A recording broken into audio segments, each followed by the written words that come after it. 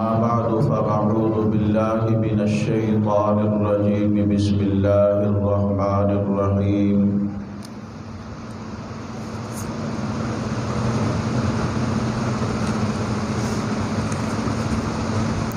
فإن آمنوا بمثل ما آمنتم به فقد اهتدوا صدق الله العظيم وصدق رسوله النبي الكريم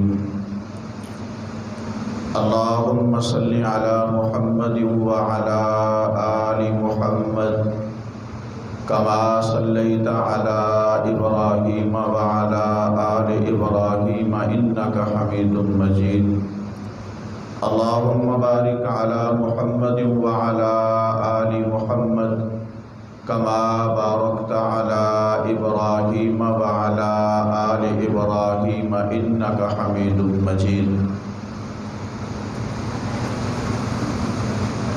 میرے آقا کے ایسے دلارے ہیں صحابہ، میرے آقا کے ایسے دلارے ہیں صحابہ، اگر آقا چاند ہیں ستارے ہیں صحابہ، میرے آقا کے ایسے دلارے ہیں صحابہ، اگر آقا چاند ہیں تو ستارے ہیں صحابہ، اگر ہم ان کو بلا دیں تو کہیں کے نہ رہیں گے، اگر ہم ان کو بھلا دیں تو کہیں کے نہ رہیں گے، اسلام کے تعلیمی ادارے ہیں صحابہ،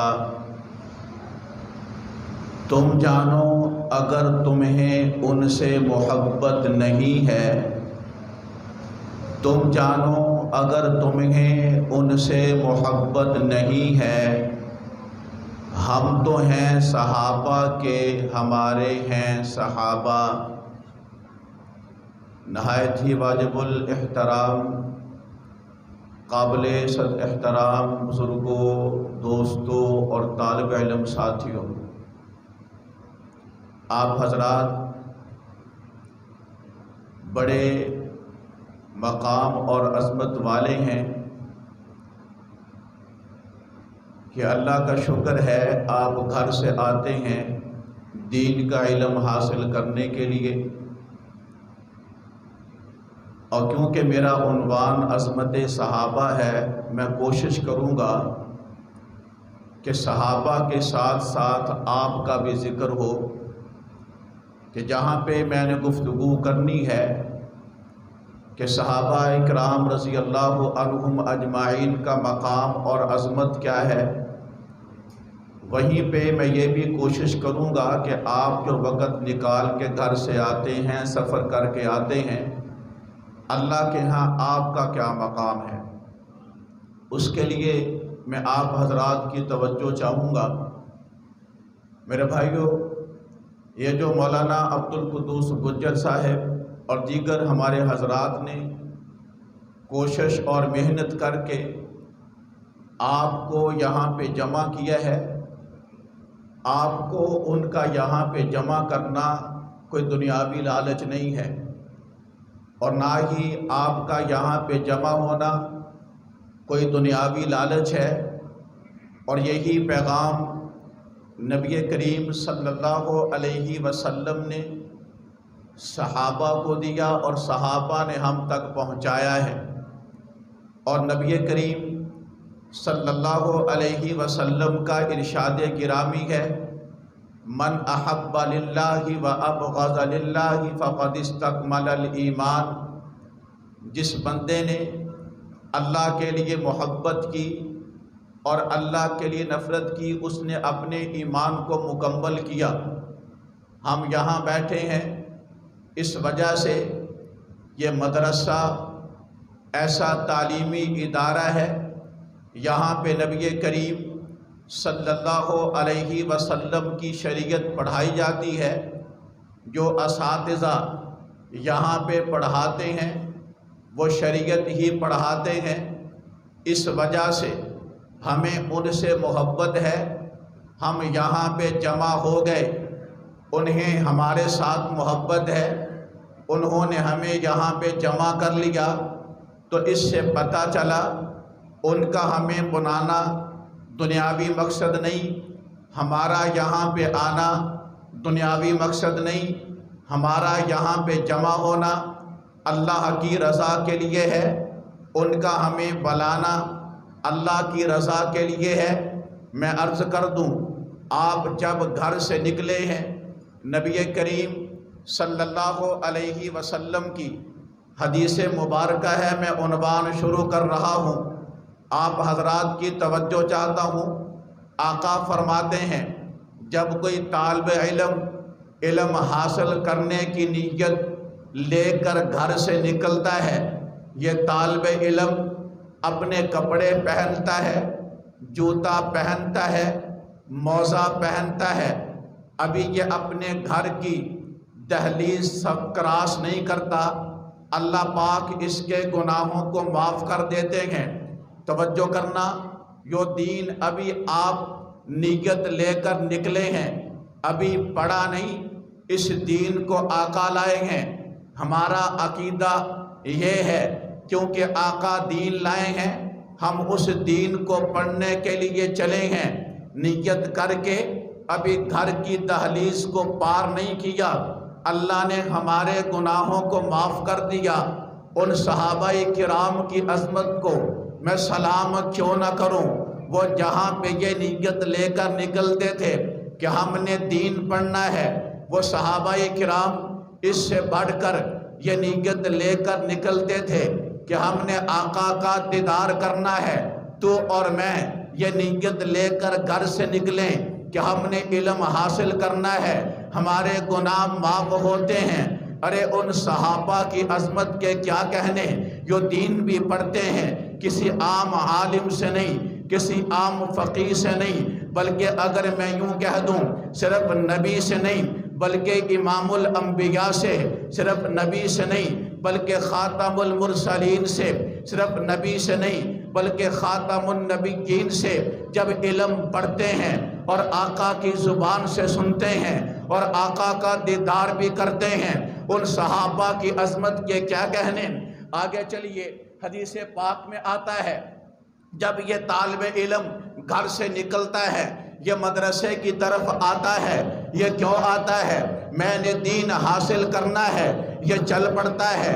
میرے آقا فرماتے ہیں اللہ کی رحمت کے فرشتے اس کے قدموں کے نیچے اپنے پروں کو بچھاتے ہیں۔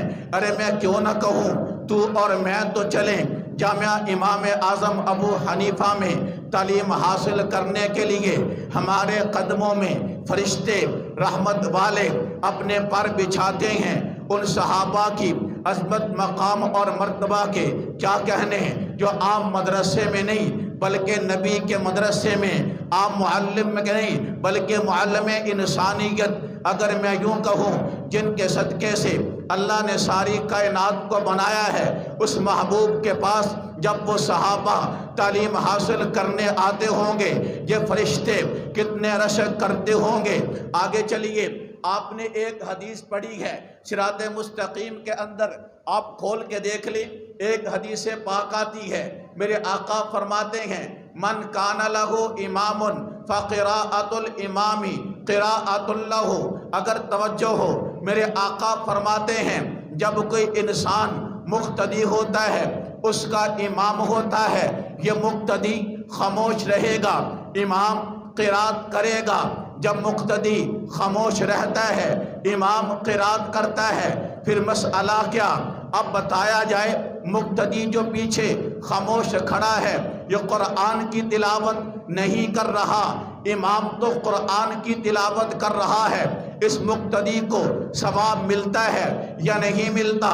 میرے آقا فرماتے ہیں کیونکہ یہ مقتدی امام کے پیچھے کھڑا ہے، یہ امام اس مقتدی کا ضامن ہے، امام قرات کرتا ہے، قرات امام کرتا ہے، امام کو بھی ثواب ملتا ہے، قرات امام کرتا ہے، مقتدی خاموش کھڑا ہے لیکن امام کی قرات کا ثواب مقتدی کو ملتا ہے۔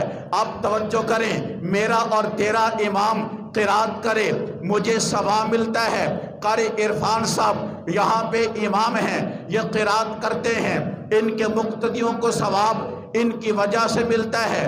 قاری ذوالفقار صاحب اپنی مسجد کے امام ہیں، یہ قرات کریں، ان کے مقتدیوں کو ثواب ان کی قرات کو ملتا ہے۔ مولانا عبد القدوس صاحب یا مولانا افتخار صاحب امام ہوں، یہ قرات کرتے ہیں، ان کی قرات کا ثواب ان کے مقتدیوں کو ملتا ہے۔ ارے صحابہ کی عظمت کے کیا کہنے، صحابہ کے مقام کے کیا کہنے، صحابہ کی شان کے کیا کہنے۔ میرے آقا جب قرات کرتے ہیں، میرے آقا کا قرآن پڑھنا، میرے آقا کے صحابہ کو ثواب ملتا ہے۔ تیرے میرے قرآن پڑھنے میں شک ہو سکتا ہے، تیرے میرے امام کے ثواب میں شک ہو سکتا ہے، لیکن آمنہ کا لال تو وہ ہے، جب آمنہ کا لال قرآن پڑھتا ہے، پیچھے صحابہ کھڑے ہیں، اللہ فرماتے ہیں ان صحابہ کو ثواب ملتا ہے، آمنہ کے لال کی قرات کا ثواب ملتا ہے۔ مسئلہ ہے اگر امام ہو پیچھے مقتدی بھول جائے، امام پہ سجدہ صاحب نہیں آتا، لیکن اگر امام بھول جائے، امام سجدہ صاحب کرے گا، پیچھے مقتدی بھی سجدہ صاحب کریں گے، اس سے پتہ چلا یہ امام اکیلا نہیں، یہ مقتدی کھڑا ہے، اپنے لیے کھڑا ہے، یہ امام ان سب کی نماز کا ضامن ہے۔ امام کی غلطی مقتدی کی غلطی شمار ہوتی ہے، لیکن مقتدی کی غلطی امام کی غلطی شمار نہیں ہوتی۔ اب توجہ کرنا، میری اور تیری نماز کے ضامن میرا امام ہے، لیکن صحابہ وہ عظیم ہستیاں ہیں جن کی نماز کا ضامن آمنہ کا لال ہے، جن کی نماز کا ضامن آمنہ کا لال ہے۔ ارے جن کی نماز کا ضامن آمنہ کا لال ہو، اللہ کی قسم ان کی عظمت اور مقام ان کی نماز کے اندر شک ہو نہیں سکتا۔ پھر آگے چلیے، توجہ کرنا، آگے چلیے، آپ نماز میں کھڑے ہوتے ہیں، تکبیر تحریمہ کہتے ہیں، رکوع کرتے ہیں، سجدے میں چلے جاتے ہیں۔ نماز سے پہلے آپ اپنے سروں پر گناہوں کا انبار لیے کھڑے تھے، لیکن میرے آقا فرماتے ہیں جب یہ بندہ جو گناہگار تھا نماز پڑھتا ہوا سجدہ کرتا ہے، ابھی سجدے کے قریب جاتا ہے، اللہ اس کے گناہوں کو معاف کر دیتا ہے۔ ربا ایسا کیوں ہے؟ اللہ فرماتے ہیں ارے اگر بندہ ہو کے تجھے میرے سامنے جھکنا آتا ہے تو مجھے بھی تیری عاجزی دیکھ کر معاف کرنا آتا ہے۔ میں اور تو تنہائی میں اکیلے ہو کے نماز کرتے پڑھتے ہوئے سجدہ کریں، آقا فرماتے ہیں اللہ اس کی وجہ سے گناہوں کو معاف کر دیتا ہے۔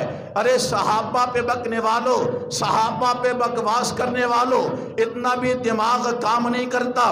میں اور تو اکیلے نماز پڑھیں، پہلے سجدے پہ ہی گناہ معاف ہو جاتے ہیں۔ صحابہ تو وہ ہیں جو آمنہ کے لال کی معیت میں، آمنہ کے لال کی امامت میں نماز ادا کرتے ہیں، ان کے ذمہ گناہ رہ کیسے سکتا ہے؟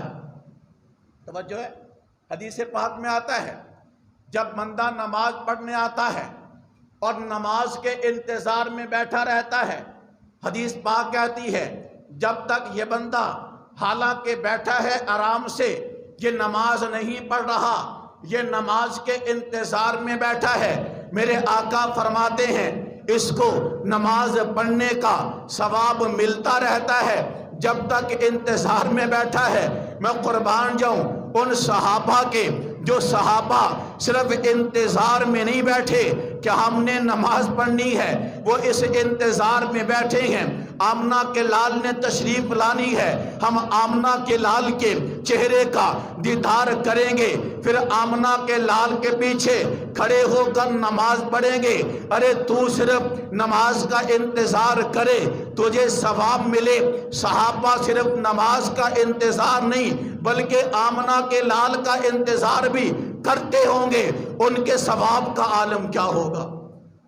توجہ ہے، صحابہ کا مقام، ارے صحابہ وہ عظیم ہستیاں ہیں میں بات کر رہا تھا نماز کی۔ آپ دیکھیں، آپ کسی سے پوچھیں، ارے بھائی آپ کیا نبی کے روزے کا دیدار کرنا چاہتے ہیں؟ یہ بندہ کہتا ہاں بھائی کیوں؟ کہتا میں نے حدیث سنی ہے۔ حدیث کیا ہے؟ من زار قبری وجبت لہو شفاعتی، جس بندے نے میرے روزے کی زیارت کر لی، آقا فرماتے ہیں اس بندے پہ میری شفاعت لازم ہو جاتی ہے۔ اور ہمارا یہ عقیدہ ہے قیامت کو آقا جس کی شفاعت کر دیں گے اس کی بخشش میں کوئی شک نہیں ہے۔ اب توجہ کرنا، آقا فرماتے ہیں جو بندہ ایمان والا میرے روزے کی زیارت کر لیتا ہے اس کے لیے میری شفاعت واجب ہو جاتی ہے۔ ارے صحابہ وہ ہیں جنہوں نے آقا کے صرف روزے کی زیارت نہیں کی بلکہ انہوں نے میرے آقا کو خود دیکھا ہے۔ ایک مرتبہ نہیں دیکھا، بے شمار دیکھا۔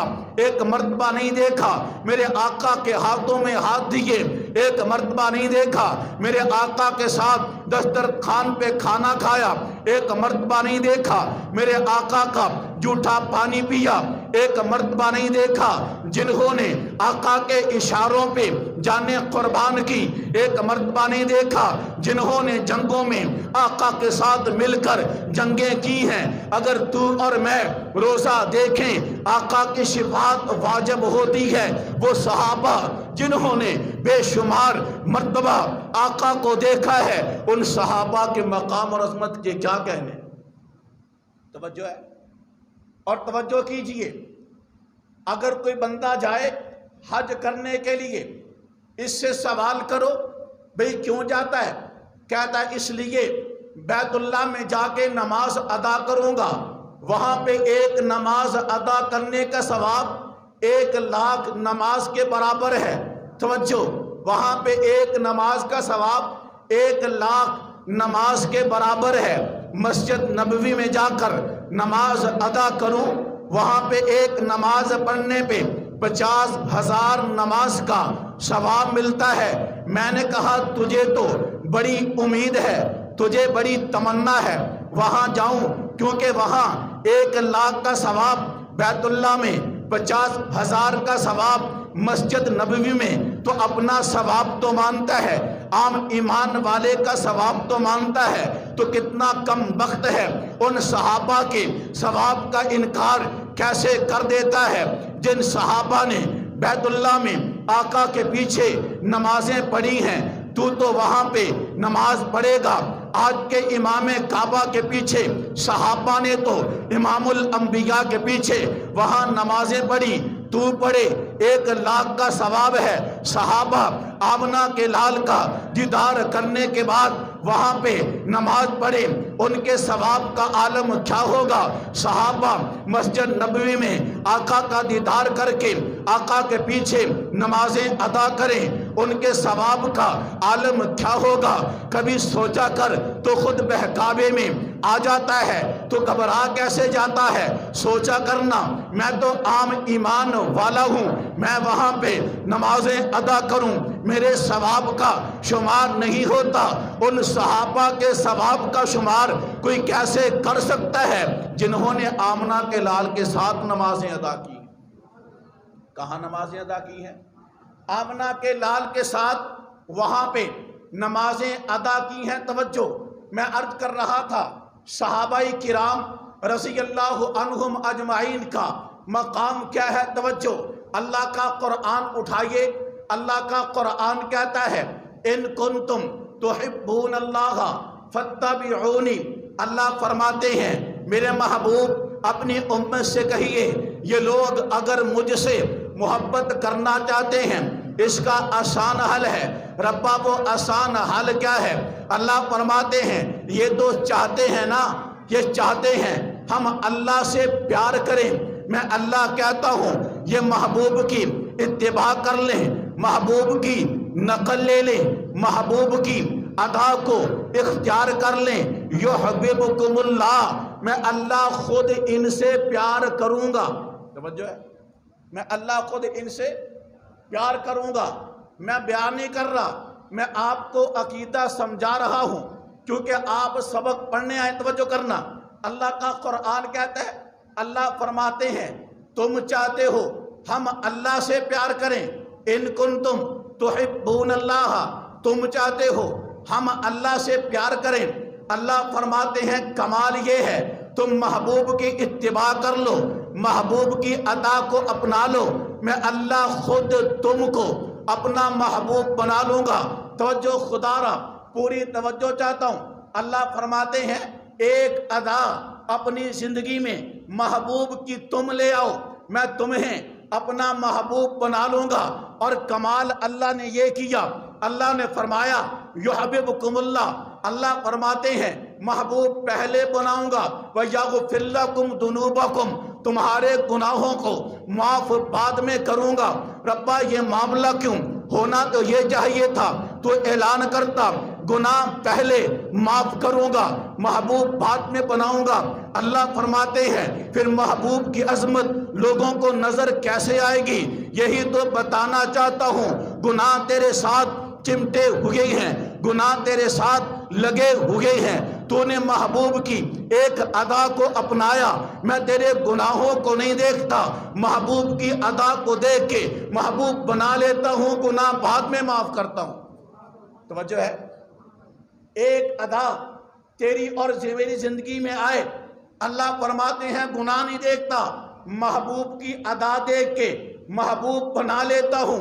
ارے وہ صحابہ جن کی زندگیوں میں محبوب کی ایک ادا نہیں، جن کی زندگیوں میں محبوب کی ساری ادائیں نظر آتی ہیں، بلکہ اگر یوں کہوں جن کی زندگی میں اداؤں والا محبوب بھی بیٹھا ہو، محبوب کی ادا دیکھ کے رب گناہ نہیں دیکھتا، محبوب کی ادا دیکھ کے رب محبوب بنا لیتا ہے۔ ارے وہ صحابہ اللہ کے کتنے محبوب ہوں گے جن میں محبوب خود بیٹھے ہوئے۔ اللہ کا قرآن کہتا ہے تیری زندگی میں ایک ادا ہے، میں گناہ معاف کر دیتا ہوں۔ ارے صحابہ کو بھونکنے والا یہ کیوں نہیں دیکھتا میری زندگی میں ایک ادا ہے، رب گناہ معاف کر دیتا ہے۔ ان صحابہ کو یہ آج کا چوڑا گنہگار کس منہ سے کہتا ہے جن صحابہ نے صرف اداؤں کو نہیں اپنایا، اداؤں والوں کو دیکھا، ادا والوں کو دیکھا ہے۔ توجہ، اللہ کا قرآن کیا کہتا ہے صحابہ کے بارے میں؟ میں نے شروع میں عرض کیا کہ جب آپ علم حاصل کرنے نکلتے ہیں، علم حاصل کرنے نکلتے ہیں، آپ دیکھیں علماء فرماتے ہیں، ہم نے اپنے اساتذہ سے حضرت مولانا مفتی محمد حسن صاحب مدثلہ العالی، وہ فرماتے ہیں، میرے استاد ہیں، وہ فرماتے ہیں کہ جب تک طالب علم اپنا سب کچھ علم کے حوالے نہیں کرتا، علم اپنا کچھ بھی اس کے حوالے نہیں کرتا، جب طالب علم اپنا سب کچھ علم کے حوالے کر دیتا ہے تب جا کے علم اپنا کچھ طالب علم کے حوالے کرتا ہے، تب جا کے علم اپنا کچھ اس طالب علم کے حوالے کرتا ہے۔ توجہ کرنا، آپ دیکھیں یہ طالب علم جب علم کی پوری قدر کرتا ہے پھر جا کے اس کی زندگی میں کچھ علم آتا ہے۔ ہمارے بڑے فرماتے ہیں جو بندہ علماء کی قدر کرتا ہے، علماء کی قدر کی برکت سے ایک دن آتا ہے اللہ اس کی زندگی میں علم کو چلا دیتا ہے۔ جو علماء کی قدر نہیں کرتا، اگر اس کی زندگی میں علم ہے، علماء کی توہین کرنے کی وجہ سے اللہ اس کی زندگیوں سے، ان کی اولاد کی زندگیوں سے علم کو نکال دیتا ہے، کیونکہ اس نے عالم کی یا علماء کی توہین نہیں کی، اس نے علم کی توہین کی ہے۔ جو علم کی توہین کرتا ہے اس کی اولاد کی زندگی میں علم آتا نہیں ہے، جو علم کی قدر کرتا ہے اس کی اولاد کی زندگی میں، اس کی نسل میں علم آ جایا کرتا ہے۔ اب توجہ کرنا، اللہ کا قرآن کہتا ہے فَإِنْ آمَنُوا بِمِثْلِ مَا آمَنْتُمْ بِهِ فَقَدْ اهْتَدَوْا، اگر تم ایمان لاؤ صحابہ جیسا تم کامیاب ہو جاؤ گے، ہدایت پا جاؤ گے۔ میں اس کو یوں کہتا ہوں صحابہ ایمان ہے۔ صحابہ کیا ہے؟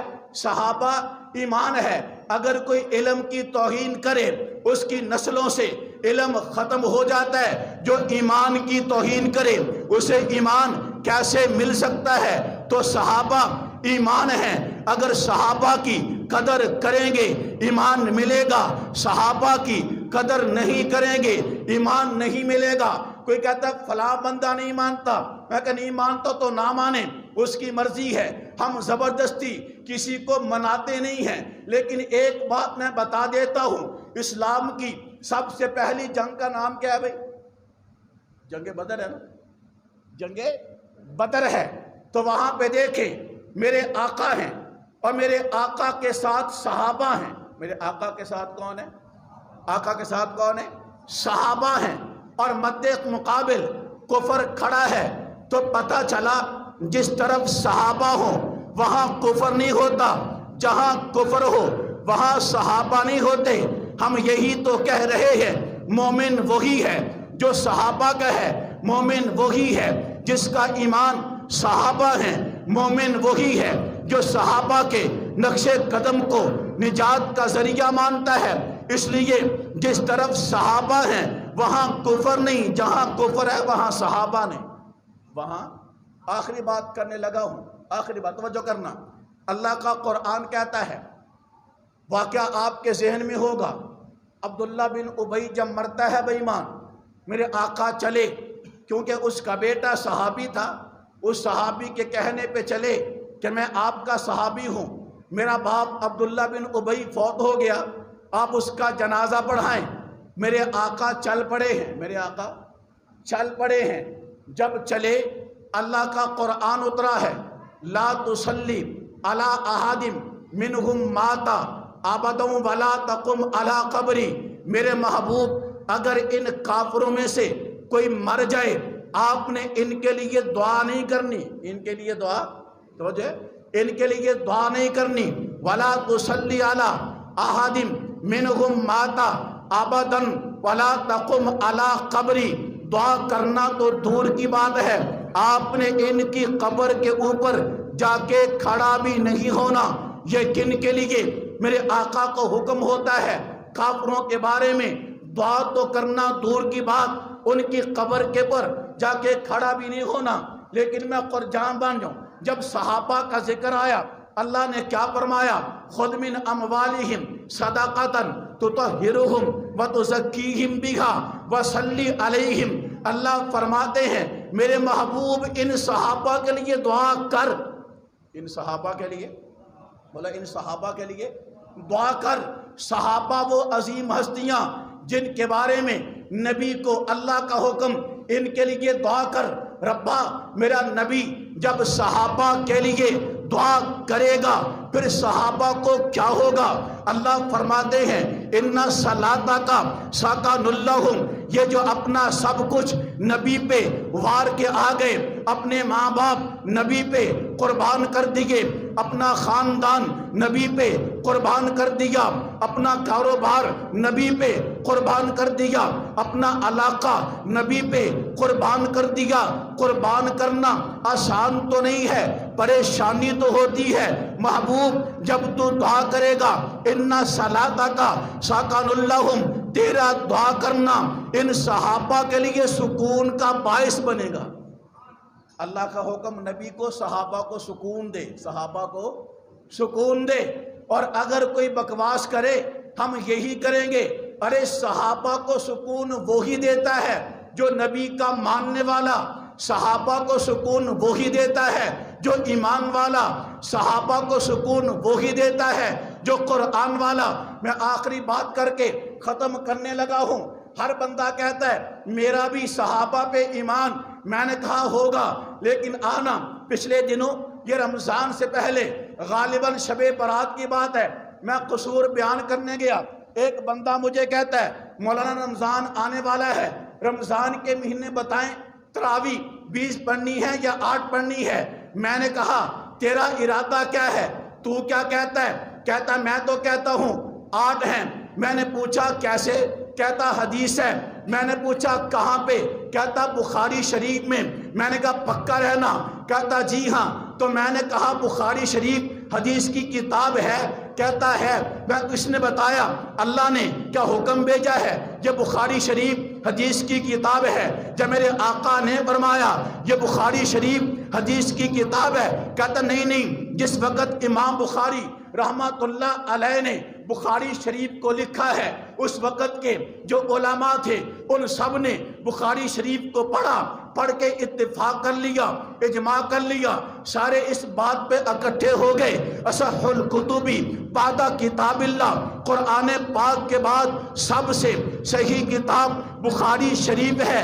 تو میں نے کہا اس اصول پہ پکا رہنا، کہتا پکا ہوں۔ تو میں نے کہا حالانکہ حدیث 20 تراوی پہ موجود ہے، میں حدیث سے ہٹ کے بات کرنا چاہتا ہوں، مجھے بتا، تم تو کہہ دیتے ہو ہم نے کلمہ نبی کا پڑھا ہے، عمر کا کلمہ نہیں پڑھا، یہی کہنا چاہتے ہو کہ 20 تراوی کا آغاز عمر نے کیا ہے، حالانکہ حدیث موجود ہے۔ چل اسی بات پہ آ جا کہ 20 تراوی کا آغاز عمر نے کیا ہے، مجھے بتا عمر نے 20 تراوی کا جب آغاز کیا ہے کسی ایک صحابی نے انکار کیا ہو؟